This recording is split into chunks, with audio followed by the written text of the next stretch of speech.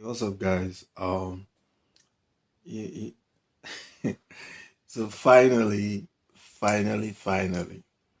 um, Tinubu has offered the long-awaited um interview. You know what I'm saying, to a local media in Nigeria, Lagos. So you have to check it out. You know what I'm saying, after their whole shenanigans and all that. Um, so he has finally offered interview with other candidate as well. So yeah, I should check it out. Make the right choices. Um, you know, they just compare apples and orange like right now, and you figure out which one tastes better. You know what I'm saying? Which one is more healthy for you? Which one will do more good for you? You know what I'm saying? So just check it out. All right, one man. In less than 2 weeks, you decide. Just do the right thing. You know what I'm saying? So they will have reason to come back to a better country. All right? Much love. Peace. Have an enabling environment in Nigeria for living and doing business.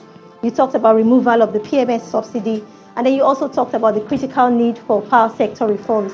So I'm just trying to, just as we open up this discussion, I want to find out in the first 100 to 200 days in office, what should citizens expect to see if you're elected as president, sir? Day one, hit the ground running. Day two, continue running. Day three, don't rest. Think and do. Select the best teams that will help build a better Nigeria. Teamship is crucially important. And giving the people opportunity to exercise their talents in turning the shape of the nation and retooling the mindset. Do we believe in ourselves?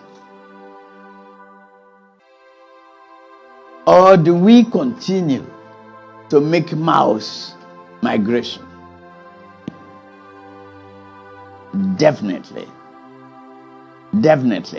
The security challenge must be eliminated. With technology, human beings attract more people into the army, given, voluntary army and the equipment necessary, all the tools to fight insecurity must be employed to have a nation that is confident, bold, and peaceful, seeking prosperity for these people. And that's what we do. If you're elected on the 29th of May, so what are those key things that you would like to run with in the first 100 to 200 days in office? What should citizens expect to see, given the current situation in the country as has been presented by our colleague who is the Director of Research of the NESG? Well, I think, thank you. The first thing without which there's no other, the other ones will never follow, is the issue of security. We'll aggressively from day one start dealing with the issue of insecurity, which have said that the enemies are not more formidable. I've traveled all over Nigeria. I've been to places that people said you can't go, like I mentioned. I've been to Pew in southern Borno. I went to Katangu in southern Gombe, where they say we shouldn't go. I went to Mubi in Adamawa. People ask me, why Mubi? As governor, I buried one day 20 Anambarians who were killed in Mubi. So when I arrived at Adamawa, I said, leave Yola, I want to go to Mubi. And again, they told me the same thing. These places you're going, you're not secure, we didn't have police, we don't have anything. And everything. I said, well, let's go there. People live there. I want to places. So, issue of security of life and property is our number one priority, without which there won't be anything. Following that is the issue of trying to bring in some intangible assets that I can call low-hanging fruit, ensuring the rule of law, law and order, and a great environment that will start making people to have confidence to start investing in this. And of course, our main mantra is to remove the country from consumption to production. As you can see in the presentation, you see that everything here revolves around lack of production and not doing the right things, being a productive country. That's basically what we will focus on. Now, we like we have, has been highlighted, through the presentations today, the country has experienced, economic growth. Unfortunately, a lot of the growth that we have seen has not translated to improved living conditions for the average citizen. And, some of those things, get us to think around how this has contributed possibly to the rising unemployment levels. Youth unemployment is at unprecedented levels. Even people who are currently employed, some of them are actually underemployed, and we see all those things. What sort of strategies, especially with a focus on the youth, would you employ to tackle issues related to unemployment in the country right now? Private sector driven opportunity, tackle the power problem head on. People can work by themselves. A common screwdriver can create a path to fortune if electricity is taken care of and other infrastructural areas. Carrying them along. And the change of mindset, I say, I will repeat that over and over again. Patriotic commitment, the conversion of negativity to a positive drive, and partnership with the private sector to create a job, to put an incentive there.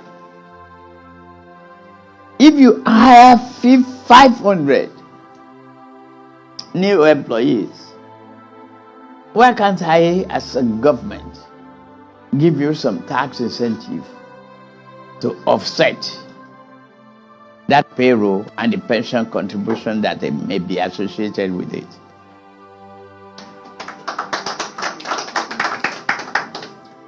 I don't want to sit here and reveal all my strategy.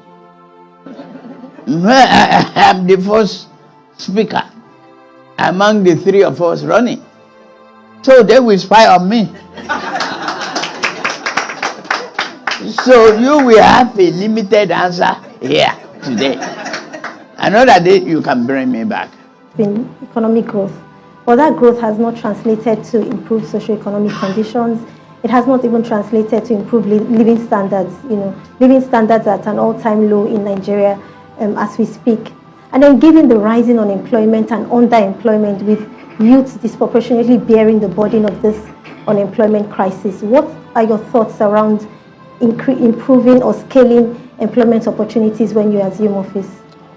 Well, for me, when you move, like I said, from consumption to production, what I expect that comes with issue of creating jobs. Today, you have most of them, even from the rest that been shown here, you have most of your states, most of the subnationals virtually living on sharing whatever they can get from the three allocation. There's nothing happening. Even the so-called productive sectors like a manufacturing sector, everything, look at the percentage a manufacturing sector contribute to GDP, that's less than 10%. if you check all other countries, comparable countries, is about twice that minimum.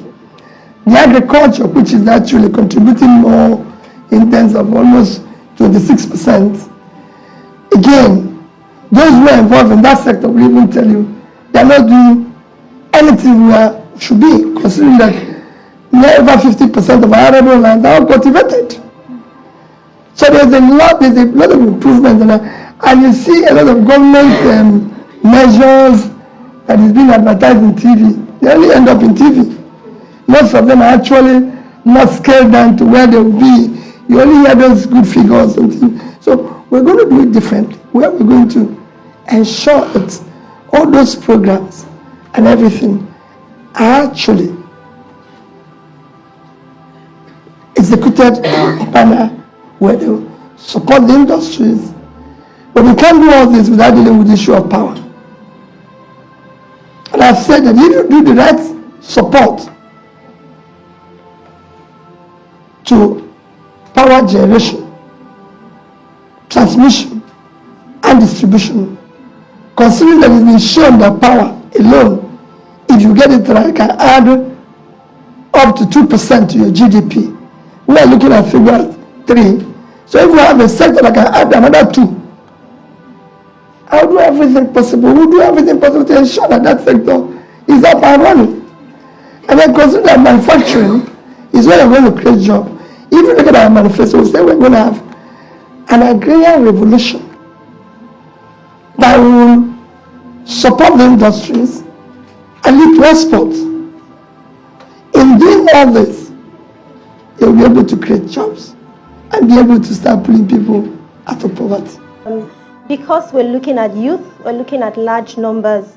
What are your ideas around scaling, employment opportunities for this large population of young people who are currently unemployed? First of all, commodity exchange. Make farming more attractive. The youth that can operate AK-47 can operate better a good tractor to clear the bush and plant the seeds. Retrain them.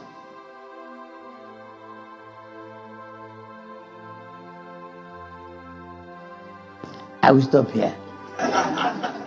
Thank you, sir. I don't want to give you a comprehensive plan that I have because others are coming. Thank you. What specific sectors would you be focusing on? Because the scale of the problem is huge. So what sort of sectors will you be focusing on to? Agriculture,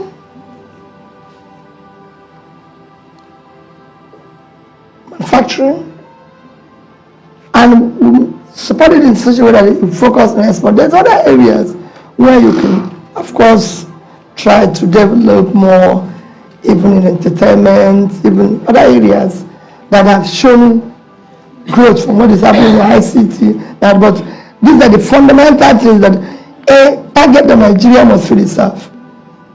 Because we have our biggest physical assets is uncultivated land in the north.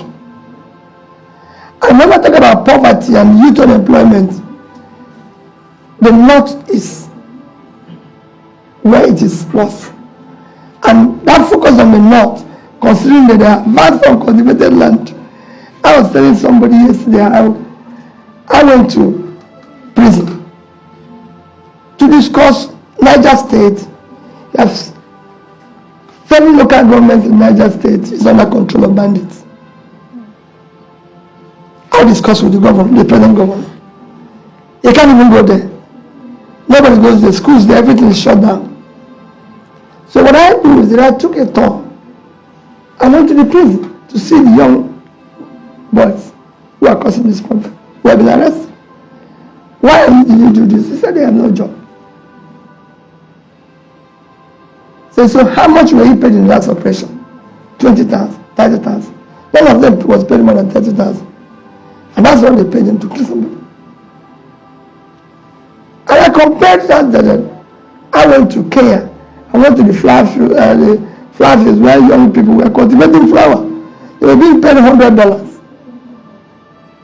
And unemployment in Kenya is less than 10%. I went to Ethiopia and saw when we were picking coffee, unemployment is there. So, agriculture, if well supported, Niger State has fertile land that I can compare to the best in the world. Some of the people who are involved with agriculture here, and they can educate me if I'm wrong, but I'm sure it is because I saw it. And I came to the government and said, no. You live on 776.3 thousand square kilometers of land. And all you get every year for statutory allocation is less than 50 billion naira. And this vast land is here, all cultivated. And I gave him an example. I said, it might not be a perfect example because you can say this is Western world. I told him, I said, Netherlands with 33,000 square kilometers, which you have 2.5 times, did agricultural export of $120 billion in 2021. If you do 5% of that, that's $6 billion. Which are 650. Sorry, bankers will say it's 420. I don't buy 420, I'm very sorry. So 620 is about 3.9 trillion. Almost 80 times what you get from sharing. So there's a lot we can do with the vast uncultivated land in the north. For me, that is where we should aim. When I met Shoro Boronu, it was something I told him. You can't have this vast land. Everything. Yes, the complaint issue of dams and everything. I said, but we have flooding somewhere. Why can't we start? We get the experts to tell us how to divert this water instead of causing us problems. When we need it somewhere to do somewhere, there must be a way. These things are done today. So we can create dams and everything and all that. So this is my focus. 23 budget proposal suggests that borrowing would be the primary means of funding expenditure, the government budgets. And that brings some challenges that we also need to discuss because currently projections exceed revenue expectations. What other revenue sources can you identify, Your Excellency? What sort of funding models can we expect, from your government if elected to office borrowing? What sort of other funding mechanisms can we expect to use to fund our government budget? I did well, and I did it well and proud in Lagos. 600 million naira a month internally generated revenue. Today 50 billion naira every month, and making it the 5th largest economy. Let's take one. I won't go to the rest. But right back to the revenue, your savings from oil subsidy. You have an increased revenue. You have a gap there, right? Right back. The opaque exchange rate.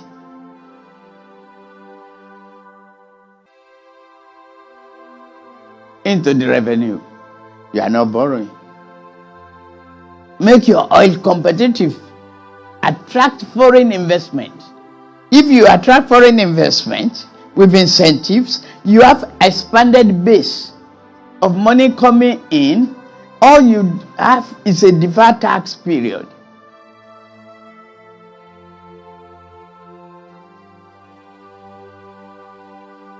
A creative mind is a fertile land for growth.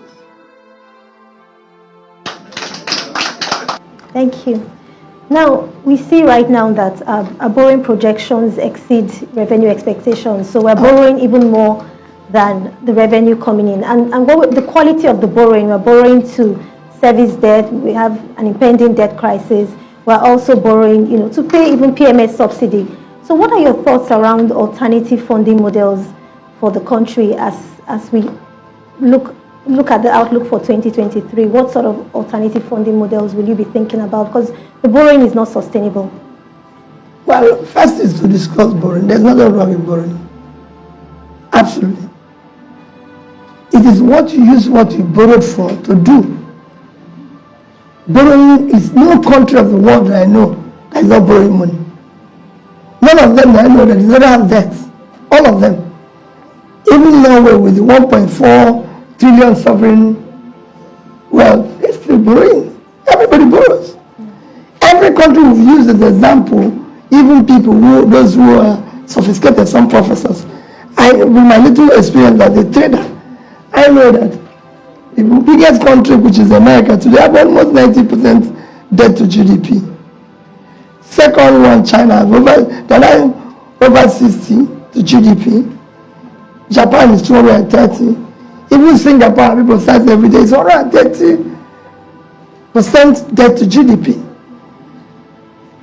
The problem we have as a country is that the money we borrowed was just simply disappeared. Some swallowed by snakes, some swallowed by so nobody knows where the money went. So borrowing is not a problem. We will borrow more. I can assure you. We will restructure. Yesterday, I had a banker, a very top banker that I highly respect. He said to me, Peter, I'm worried about this. You know, they said it's 70. If you add 40 something to 23, what that means? But if you add the borrowing of this year's budget, it's about 7 trillion. So it's about 77 now by the time we conclude this year. So he said, how are you going to deal with it? I said, well, listen, countries have been worse than that. And I can show you using an example of two countries that borrowed in the past few years. So we will first restructure what is existing today. After which, we will learn. One of the things I said I'll do is I must take a law to National Assembly to ensure that all our borrowing, like in Singapore, is for investment.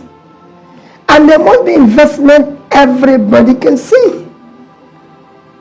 On Thursday, I was in Bauchi, and I said to people, let's go and visit the tomb of Tafa Balewa.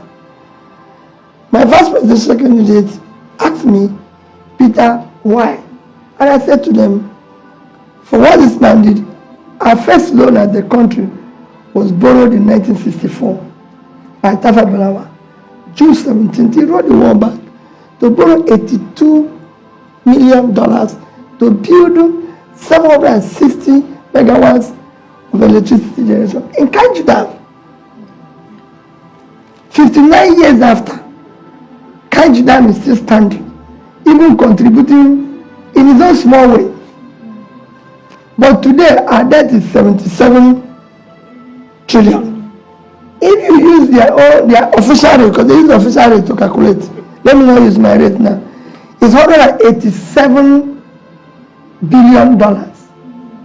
$82 million in 64 is about 1.2, 1.4 now. So if I use 1,250,000,000, that money is about 150 Kainji dams. Where is it? That is the problem of our borrowing.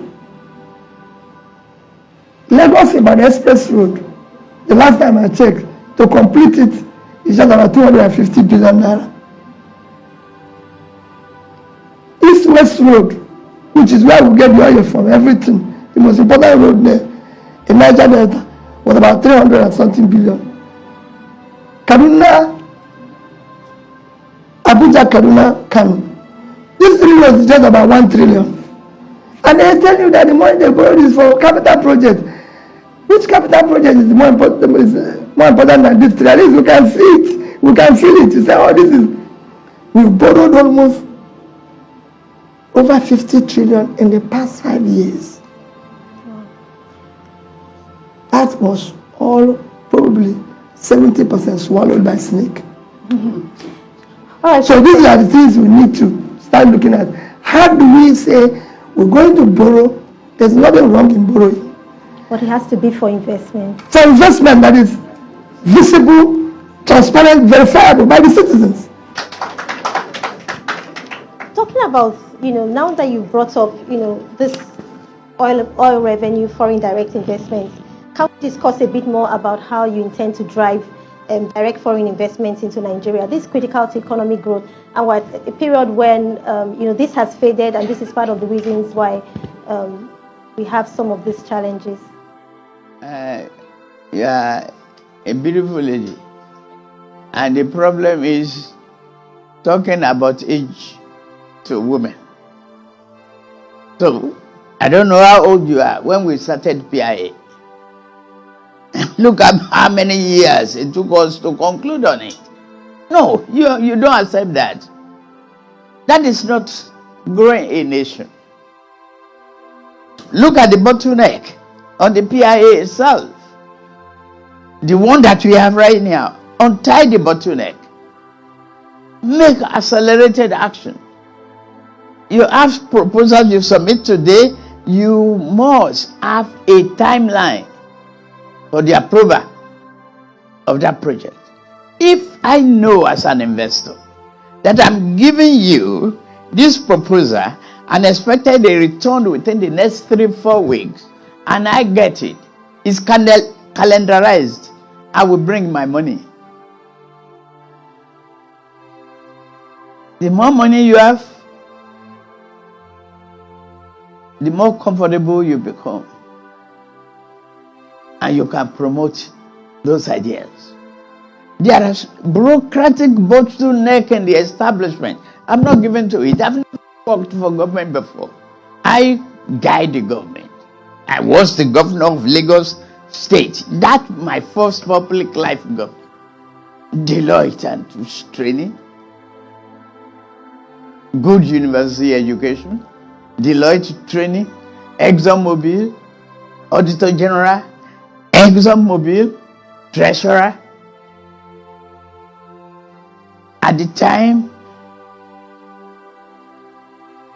that we are craving and dying of foreign exchange, I don't know what is my luck that I come at time again, foreign exchange problem. But we survived. I remit all our dividends.